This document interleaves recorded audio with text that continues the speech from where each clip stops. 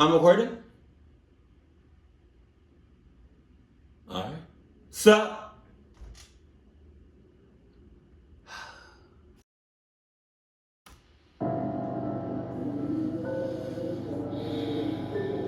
It's like no matter what Mr. Nightmare makes a video on, it got Ryan Matthews. You got two first names. I'm not a big birthday celebrator. I'm not the type to make a big thing and invite all my friends out or throw a party. My close friends know this, so usually I'll do something more low-key with my family or close friends. One year in particular, after I went to dinner with my family, 3 of my friends were texting me trying to make plans to go out and do something. Not out to bars or anything. We were only 19 at the time and didn't have fake IDs. My friend Jay has a Jeep, so he suggested we go night off-roading on one of the trails about a half hour from our houses. It was this really huge state park that had trails big enough to off-road on. He had done it before. Yo, riding like I've never rode a Jeep or truck, pickup truck, anything like that.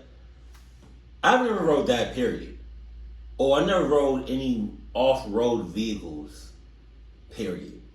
But to ride on something like this is not even a road. Like,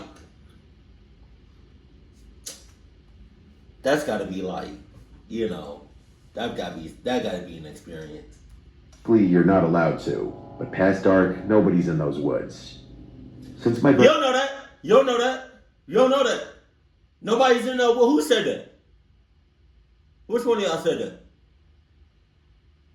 There's always somebody or something in the woods. Always. Somebody, one of your friends or family members or co-workers or whoever tell you there's nothing or nobody in the woods at such and such time, cut them off, haul ass, and your Adidas 26,000s, and never look back. Cluck is you talking about? Days in July. The days are really long. It doesn't get pitch black until around 9 o'clock. Jesus. And I'd say that was around the time we started heading over to the park. My friend Carl brought a bunch of weed, and my other friend Joey brought a handle of vodka to celebrate my birthday. The plan was to hotbox the car in the middle of the woods and just get really fucked up. Jay wouldn't be partaking in the alcohol since he was driving. So past a certain hour, the entrance to the state park's parking lot would be coned off. But since there's no night security guards, it's easy to just get out and move one of the cones and drive around it. Question. No, not a question. Statement. That's not a good look. That's really bad. You mixing high as shits. You mixing what? You're mixing. Here we go. High shits. Mixing. I don't know. I cannot say that word right for some reason. Drunkenness. Right.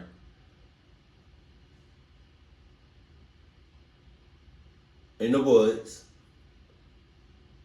at night, pitch black, because you mentioned it. We're on the lookout for any cops before entering the parking lot. Once we passed the entrance, there was a somewhat long stretch of a narrow one-way road with woods on either side. Jesus. And then eventually it led to the big open parking lot, which also was surrounded by woods on 3 sides and then baseball fields and a playground on another. Oh my God. Jay knew exactly where to go to get to the trails, which were technically... Yo, anytime I see a playground or hear anything about a playground, like I just made a post on my community tab in Twitter about, I saw like a Burger King with the playground outside, big as shit playground, like a play area, big as hell. Jesus. I don't trust playgrounds, you know? You know, it's fine, I guess, to go during the day, but at night? Nah. For walking, but they were plenty wide enough to drive on, according to him. We made sure there were no cops sitting in the parking lot before entering the trail, though. Once we were on the trail, Jay turned his brights on to have better visibility. Some parts of the trail were definitely very bumpy and tight, where he'd have to drive slowly to be sure not to scrape any trees or bushes on either side. The trails were not made for cars after all, so caution was necessary. But it was definitely fun at first, When the trail would open up or there would be drops, the bumpiness of the ride made it fun, almost like an amusement park ride. Alright. Carl lit up the joint he rolled and started passing it around. When we were deep enough into the trails, Jay stopped the engine and turned off the headlights.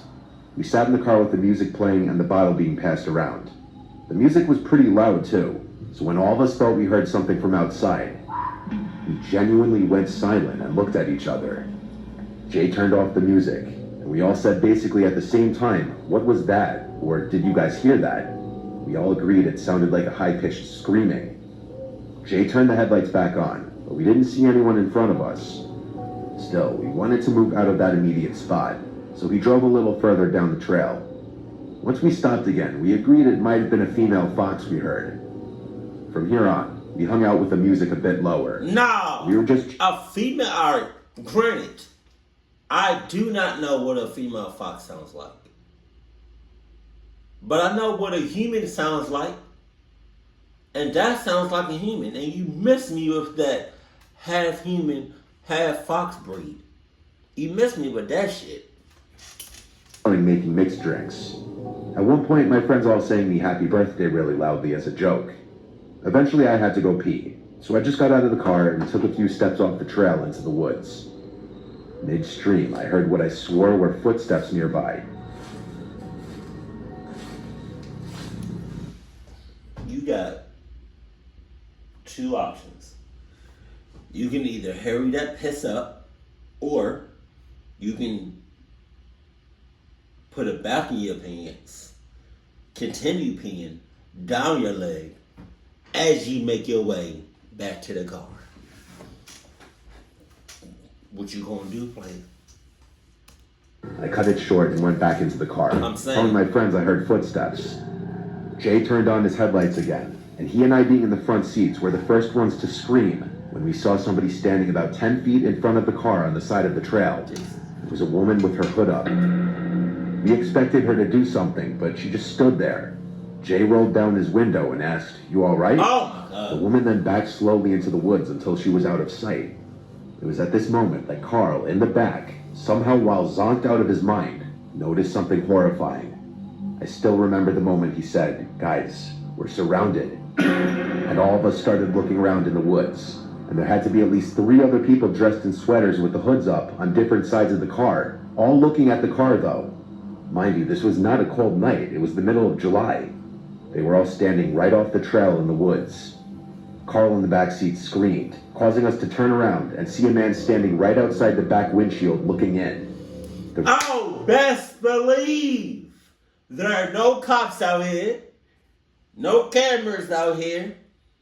You know what I mean? Only thing out here is God himself. And even then, he's like, he not like really looking at this situation. He kind of doing like that bombastic side. He kind of doing that side eye, like, you know what I mean? Like, I see y'all, but I don't see y'all. So if you choose to back up, if you choose to reverse, hey, I ain't see nothing. Alright? We got all that. On me, I would have reversed hard as shit. Red glow from the taillights created this creepy red glow in the guy's deadpan expression. I screamed, "Get us out of here, just go." And Jay listened. He put the car in drive and went as fast as he possibly could over the various rocks and bumps in the trail. Oh, Jesus. We were all freaking out, and the way off that trail took way too long. But when we finally reached the pavement again through another exit of the dirt trails, I know we were all relieved. Jay, the most sober out of all of us, told the rest of us who were either drunk or really high that we're going straight home. We've thought about whether those people were just a group of young adults hanging out deep in the woods like we were. It wouldn't explain all of them just creepily staring at us, standing still. Nor would it explain one of them standing directly outside the back windshield looking inside the car, or the fact that they were all wearing hoodies on a summer night. We also realized that screaming... You better be glad none of them mess with the tires. Because it would have been wraps. It would have been wraps if they sliced either of your tires. I mean, granted, yeah. Noise we heard most likely wasn't a fox after all. No shit. Probably had something to do with them. Either way, off-roading in those woods at nighttime was never an idea we floated again. I would hope not, but I feel like Finn, you a cluck ass. I'll never forget my little sister's 5th birthday, but not for a positive reason. It was at a tea room type place that did princess parties for kids' birthdays. I didn't want to participate in any of the activities or princess interactions since I was worried about people thinking I was a baby, like a typical tough 6th grader. Instead, I was playing on my DS in a chair in the hallway. Oh, that take me back. I remember that shit. I remember that. Yeah, it's an old video. Okay. Yeah. I remember that. It's good times. When a random woman approached me and asked, "Hey, you're Gloria's kid, right?" Gloria is my mom's name, so I told her, yeah. This lady tells me that she's my Aunt Sarah and that I was probably too little to remember the last time we saw each other. You gotta be on some, like, I don't know. What's a character or villain that feels nothing? Because to do that in public with other, like, children around and other adults, like, man. I know you're on some, you don't even gotta finish your story. I know you're on some cluck shit. She started talking about how big I had gotten and asked how I was doing in school. I was pretty used to these kinds of interactions with relatives, so I didn't question it at all and gave the usual answers. Sarah then told me that she brought a large dollhouse as a birthday present and needed help carrying it out of her car. All right. She told me that she also had brought another cake and offered me the first slice if I helped her. I was almost 12, so I was taught about creeps and the fact that this was an almost textbook kidnapping scenario. But like I said, these kinds of interactions were super common in my family. I also admit that I made the mistake of trusting Sarah more because she was a woman. So I agreed to help and followed Sarah out the back door. The car wasn't parked. It was still running with the man in the driver's seat. Sarah could tell that the man being there made me suspicious, so she quickly told me that that was my Uncle Dennis and started urging me to hurry with the dollhouse before the cake frost. Uncle Dennis, hold on. Uncle Dennis. We got a Uncle Daniel. We got a Uncle D. Hell, we even got an Uncle D, like Donald. He might be related to McDonald, but we gonna look into that. I never heard of no. Nah. We don't got no Uncle Dennis. Uncle Dennis.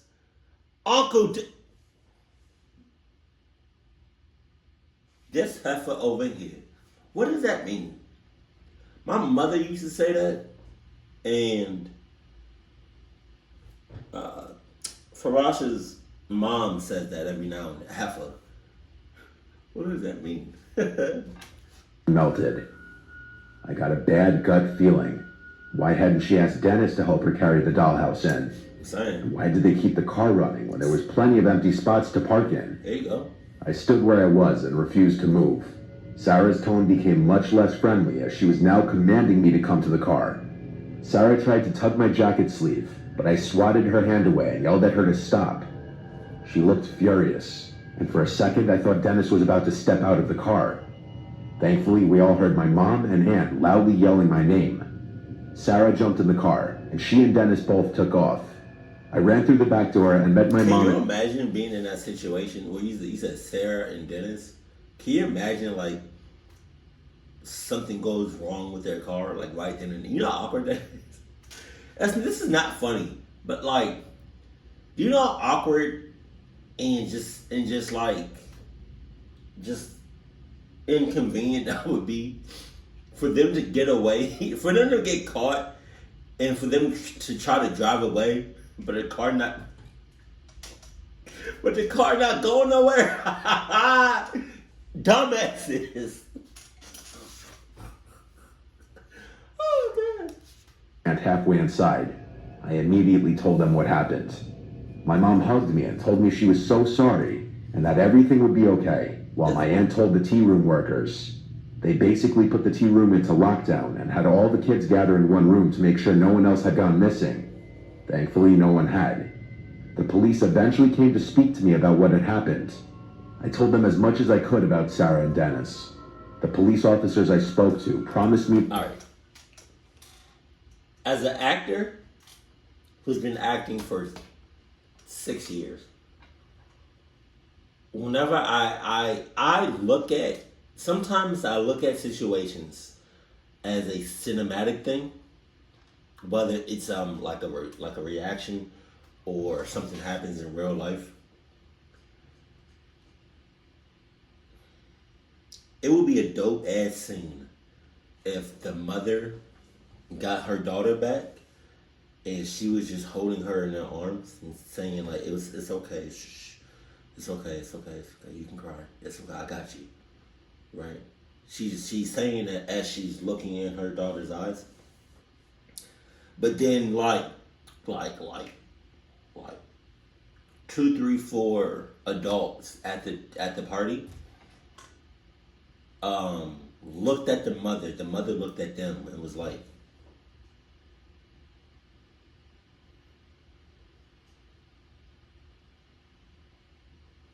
and then like 3 or 4 adults just flew up, like just flew or like teleported or ran super like, yo, that would be tough. Holy shit. Yo, I need to be a director, yo. Like, that'd be one hell of a scene. Oh, they like 3 or 4 of the adults just broke out into like superhero shit. Oh my god.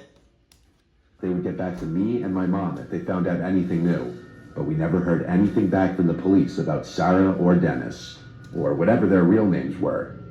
As far as we know, they've never been caught. I still have no idea how Sarah knew my mom's name. I just try to be grateful that I'm okay, and avoid thinking about what would have happened to me if I hadn't listened to my gut and had followed Sarah to the trunk of her car. You would have clucked up. You had a clucked up life. My uncle is really well off and has a really cool house on the water with a huge backyard and pool. So for my 21st birthday, he let me use the backyard to throw a big party since he was out of town for the month anyway.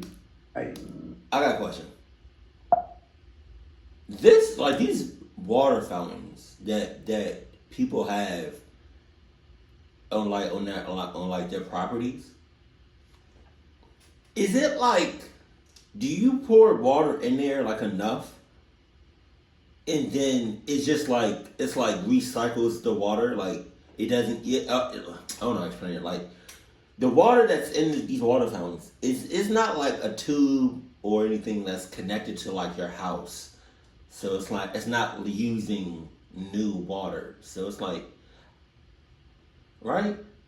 Or is it using its own water, but you just have to pour enough in there, and it just recycles? It's like a circle, like it just uses its own water. I don't know. Since it was my 21st and I wanted to go crazy, I invited all my friends and told them to invite all of their friends.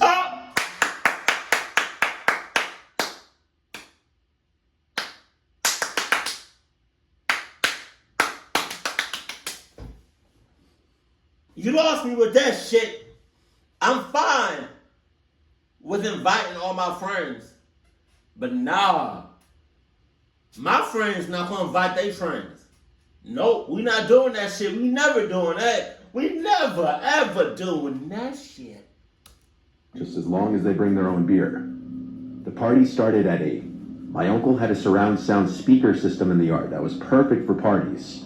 I just plugged my burner phone in and put on a music mix that was good for parties. I told everyone that I invited to stay out of the house though, unless they were going to the bathroom. It was strictly a backyard party. I quickly realized there were more people than I was anticipating. Oh yeah? Almost all of my friends who I invited showed up, with extra people accompanying them. And then on top of that, people I didn't even recognize were walking in groups together through the gates. Oh. I had to assume everyone here was invited by people who I invited. But when there were easily more than 80 people in the backyard, I started getting anxiety about the cleanup and potential damage I'd find tomorrow. Holy shit. I tried my best to keep an eye on who was going in and out of the house. It was a long night though. Being the birthday guy, I did get distracted often.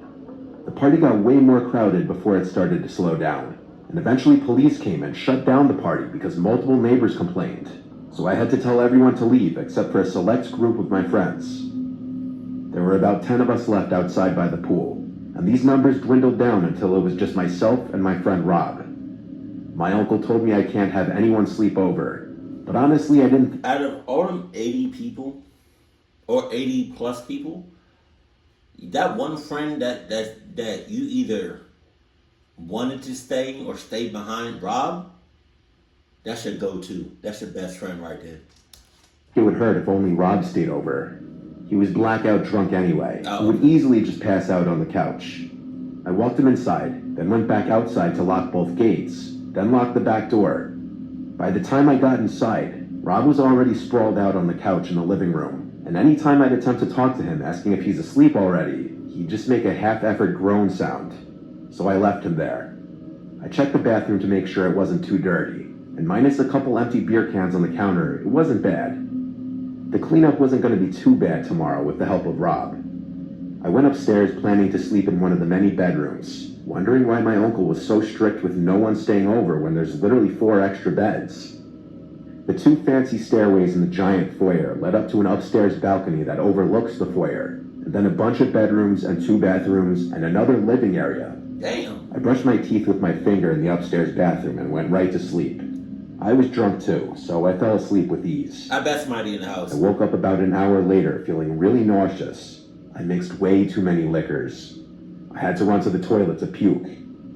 After I puked, I walked back out into the upstairs balcony area, and I heard footsteps from down in the foyer. I walked over to the railing of the foyer balcony and looked down.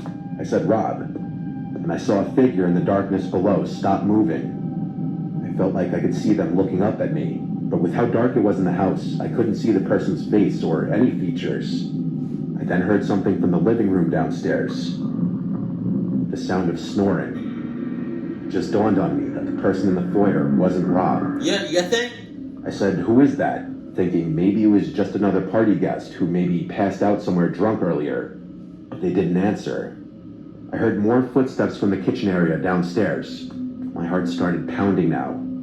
I said, "I'm going back to sleep," pretending like I thought they were just party guests, when in reality I was going back to the bedroom to lock the door and call 911 right away. There you go. Then I remembered Rob was down there. I had to try to warn him. I called his number and someone picked up. Before saying anything, I said Rob at least 3 times. All I heard was breathing on the other end. I hung up the phone and dialed 911 now, and while on the phone and whispering to the 911 operator, the doorknob to the door twisted around, and then there was a light knock on the door.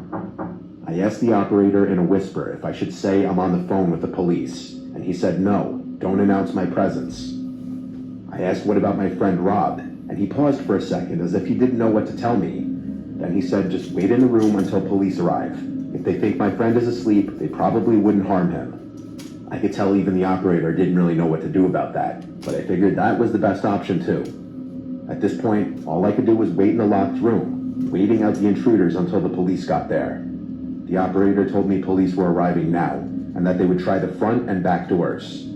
The police were able to enter through the back door, which was left open by whoever the intruders were. Jesus. Only then was I instructed to go downstairs and meet them. I woke up Rob and explained everything to the police while he listened, still drunk and confused.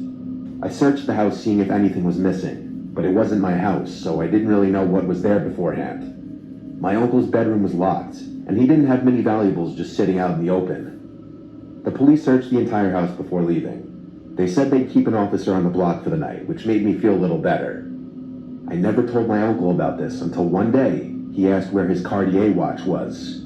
Apparently it was stolen right from the kitchen drawer by one of the intruders. It was then that I had to tell him the truth, and obviously he was anything but happy. He never asked me to reimburse him for the watch, but he also never allowed me to throw any kinds of events at his house again, and I can't blame him for that. Why would you have your watch just out? it wasn't out, but like, why wouldn't you have it like locked up? And that watch that you said, like the name of the watch, sounds very expensive. And so anything like that, I wouldn't just have. Like I real life want to get a safe, like a little vault, so I can keep like all my valuables in there. Because every time I go to Costco, I keep seeing the safe, but it's so much money. I already knew how the third story was gonna go. Like anytime somebody is throwing a party or an event, and you say you invite your friends, but you also say your friends can invite their friends, something bad is gonna happen. Something. That's what happened in that movie Project X. You have to go check it out. It's a party movie. Hella people there. Hella people. Met like so many Jesus. So many Jesus. This second story with them just in the woods, they was lucky to make it out alive. Oh, mothers. Also, if somebody ever comes to you and says,